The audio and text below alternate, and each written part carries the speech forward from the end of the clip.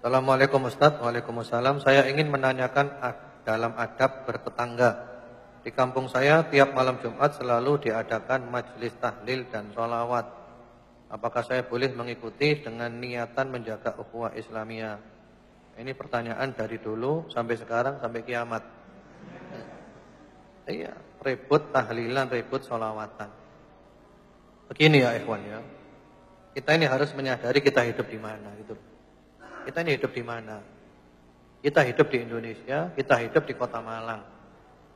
Dan kita harus jujur, di sini memang banyak orang NU, banyak habaib. Yang mana di antara amalan mereka adalah tahlilan dan sholawatan. Dan mereka melakukan itu pun mereka juga punya argumentasi. Mereka punya argumentasi. Iya kan? Sehingga kita tidak perlu ribut masalah ini. Tidak perlu ribut, tidak perlu bid'ah-bid'ahkan. Kalau kita bid'ah-bid'ahkan, nyesat-nyesatkan, berarti kita cari masalah, kita ngejak ribut. Ini sampai kapan kita ribut? Pertama, ini bukan masalah yang prinsip. Betul apa enggak? Setuju apa enggak? Setuju, enggak setuju, harus setuju. Ini masalah bukan prinsip ya ikhwan. Ini masalah furu'iyah, masalah cabang-cabang ini. Bukan masalah prinsip. Dan mereka juga punya ulama. Walaupun kesimpulannya kita harus berbeda pendapat. Aku tidak tahlilan, aku tidak sholawatan. Kamu tahlilan, kamu sholawatan, silakan. Kita saling menghormati. Kita adalah sesama muslim. Aku tidak menyerang kamu, kamu nggak usah nyerang aku. Nggak usah tuduh-tuduhan. Enak kan kalau gitu, dewasa. Tujuh apa enggak tuh?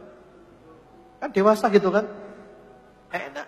Jadi tidak usah saling memaksakan keyakinan. Agama itu privasi kita dengan Tuhan, dengan Allah. Tidak usah ikut campur urusannya agamanya orang lain. Berdakwah boleh, harus berdakwah. Tapi juga caranya yang santun. Karena itu, saya menganjurkan supaya antum yang banyak piknik. Jangan tertawa dulu. Piknik bukan jalan-jalan. Piknik ke kitabnya para ulama. Antum keburu-buru, bukan melancong. Jadi membaca kitabnya ulama yang berbeda pendapat dengan kita. Tujuannya apa? Untuk membuka wawasan gitu loh. Karena kalau kita hanya satu kitab, nanti kita merasa paling benar sendiri. Surga, teman-teman, ikhwan, billah wa akhwat, surga milik kita ya. Yang lainnya tidak punya surga. Surga milik kita saja. Ada enggak kelompok seperti ini? Iya. Semuanya dianggap ahli neraka. Surga milik dia pribadi. Surga yang sebelah ndi gitu. Ya kita tidak tahu isinya itu apa bidadari, apa wewe gombel. Nah, ini kalau kelompok mengklaim surga milik pribadinya itu kan lucu kan.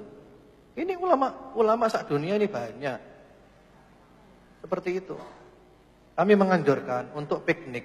Dalam arti rajin-rajin baca kitabnya ulama yang berbeda pendapat dengan kita. Tujuannya untuk membuka wawasan. Di antara kitab yang bagus, antum kalau bisa perlu punya kitab ini. Ditulis oleh Ustadz Abdus Somad. Beliau dari Pekanbaru, dari Riau. Beliau kalau tidak salah S1-nya Mesir, S2-nya Maroko. Bagus beliau. Beliau kalau pengajian itu mencerahkan. Mencerahkan membuka wawasan kita. Ya, menjadikan kita cerdas. Bukan menjadikan kita kerdil. Ini penting seperti ini. Beliau punya buku diantaranya 37 masalah populer. Di antaranya masalah ini. Tahlilan, sholawatan dibahas di sana. Mereka yang adakan itu apa argumentasinya? Apa alasannya? Itu penting. Mereka juga punya argumentasi. Sampai kapan kita ribut seperti ini? Seperti itu. Karena terus terang saja, ikhwan wa akhwat fillah rahimakumullah, saya sekarang sadar, semakin hari semakin sadar bahwa otak kita selama ini sudah dirusak. Otak kita sudah diprogram selama ini dengan program kebencian. Kalau ada kata-kata ahli bid'ah, yang langsung otak kita kemana arahnya? Jujur antum. Kalau ada kata-kata ahli bid'ah, langsung kemana arahnya? Yang di bayangan kita itu. Kemana?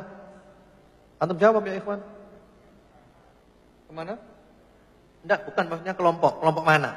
Kalau ada kata-kata ahli bid'ah, yang ada di benak kita itu kelompok mana yang hadir? Yang langsung. Yang refleks mana? NU. Ahli bid'ah langsung NU habaib. Ini salah. Salah itu. Mereka bukan ahli bid'ah. Mereka adalah ahlus sunnah wal jamaah. Ahlus sunnah wal jamaah sama dengan kita. NU, Muhammadiyah, Al-Irsyad, Persis, Salafi, Habaib, Ikhwanul Muslimin, Jamaah Tabligh. Ini semuanya ahlus sunnah wal jamaah. Kenapa kita katakan ahlus sunnah wal jamaah? Karena akidah mereka, akidah ahlus sunnah wal jamaah. Rukun Islamnya ya 5, 2 kalimat syahadat, salat, zakat, puasa, haji.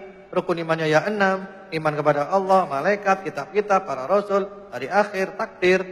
Akidah tentang sahabat sama, Al-Qur'annya sama, tafsirnya sama, kitab haditsnya sama, syarah haditsnya sama, semuanya sama. Bedanya sedikit dan itu pun bukan masalah yang prinsip. Jadi kalau mereka dibilang ahli bid'ah saya enggak setuju. Ini juga sumber masalah di antara kita. Karena kita sering menuduh yang di luar kita sebagai ahli bid'ah, enggak usah lah. Kita insya Allah sama-sama ahli sunnah wal jamaah. Lah terus siapa ahli bid'ah itu? Kalau kita kembali ke salafus saleh yang keras kepada ahli bid'ah, jangan kumpul ahli bid'ah, jangan bertangga dengan ahli bid'ah dan seterusnya, itu memang benar-benar ahli bid'ah yang akidahnya menyimpang, bukan ahlus sunnah wal jamaah. Ahli bid'ah pada zaman salafus saleh itu diantaranya Khawarij. Kebalikannya Khawarij Murji'ah, Syiah Rafidhah, kebalikannya Nawasib. Kemudian Qadariyah, Jabriyah, Mu'tazilah, Jahmiyah. Memang mereka ahli bid'ah. Seperti itu. Jadi NU, Habaib dan yang lainnya itu saudara, sama ya. Saya ulangi lagi, NU, Muhammadiyah, Al-Irsyad, Persis. Kemudian Salafi, Habaib, Jamaah Tabligh, Ikhwanul Muslimin. Ini sama. Sama ya ikhwan. Saudara.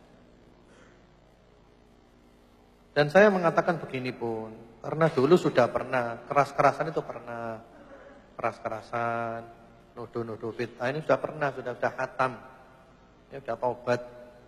Dan setelah taubat kepada Allah, semakin hari semakin dibuka oleh Allah, bahwa ajaran-ajaran yang suka nuduh bid'ah itu sangat efektif untuk menghancurkan umat Islam. Sangat efektif untuk memecah belah umat Islam. Yang dimusuhi itu loh umat Islam. Musuhnya nomor 1 adalah umat Islam. Sehingga semua ulama yang di luar kelompoknya dihabisi semuanya. Dibunuh karakter ulama semuanya. Sehingga ulama hancur semuanya. Ini ajaran apa seperti ini? Islam bisa rusak kalau kayak gini. Setiap ulama dihancurkan karakternya. Sehingga kita nggak ngambil ilmu dari dia. Oh ini sesat, ini sesat, ini sesat. Semuanya sesat yang di luar kelompoknya dia. Repot kalau gini kan. Jadi mari kita bersikap dewasa. Beda pendapat boleh. Beda pendapat itu indah. Selama bukan dalam masalah akidah. Akidahnya tetap ahlus sunnah wal jamaah. Dalam amalia-amalia monggo silakan, enak. Kita tetap bersaudara.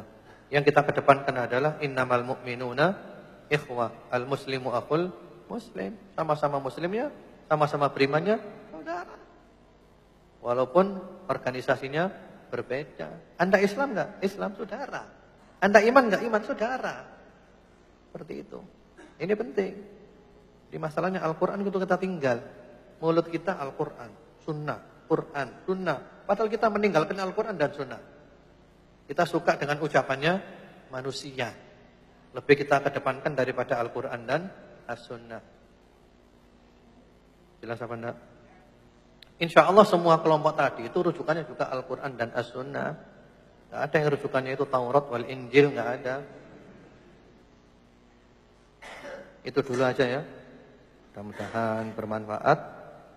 Allah nanti kita ketemu lagi dalam keadaan yang lebih baik lagi. Allah menjadikan kita istiqomah. Allah semakin mempererat ukhuwah kita. Ya, terutama di Kota Malang. Mari kita mulai dari Kota Malang. Bahwa kita ini lintas organisasi bisa bergandengan tangan.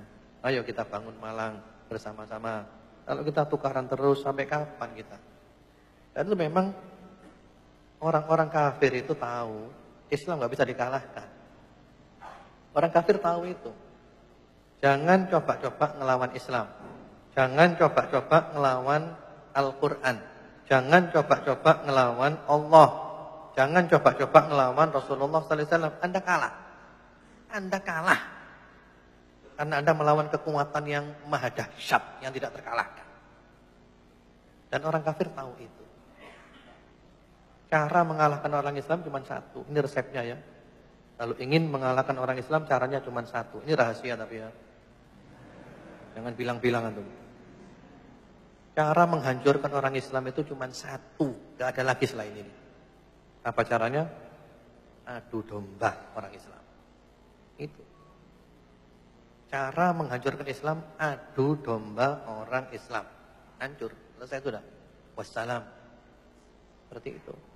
Karena itu hati-hati jangan mau adu domba. Amerika itu pinter utek Amerika. Antum kenal tidak dengan proxy war? Perang proxy, perang boneka. Iya. Kita dijadikan boneka, disuruh tukaran kita ini. Di belakangnya itu ada kekuatan besar. Sopo Amerika. Sopo menelega Amerika. Kalau Indonesia mungkin Amerika, mungkin Cina, wallahu a'lam. Tapi yang diadu domba itu kita, diajak tukaran. Dikai duit piro dikon tukaran. Jangan mau kita, eman. Ini Indonesia milik kita bersama. Nah, kemudian setelah kita tukaran, hasil buminya diambil, minyak disedot, tambangnya disedot kabeh, emasnya, semuanya habis. Ini urusan perut ini. Irak dihancurkan kayak gitu. Amerika di belakangnya.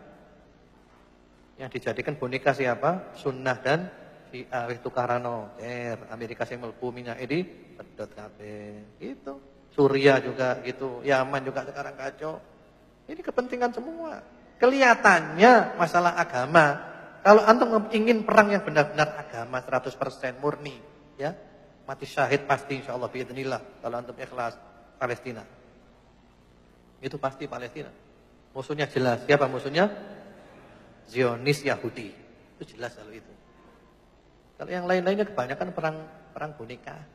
Kita dijadikan boneka. Itu karano. Ya. Wis mari kabeh, nah dipateni kabeh. Pahlawannya dipateni kabeh. Mari wis, terima kasih ya. Jazakallahu khair, barakallahu fiik. Wis. Ingri ya kon. Iya. Ini kenyataannya gitu. Kita ikuti perang dari dulu, mulai dari kasus di Afghanistan dan terakhir di Suriah. Ya Allah, ternyata perang boneka semuanya ini.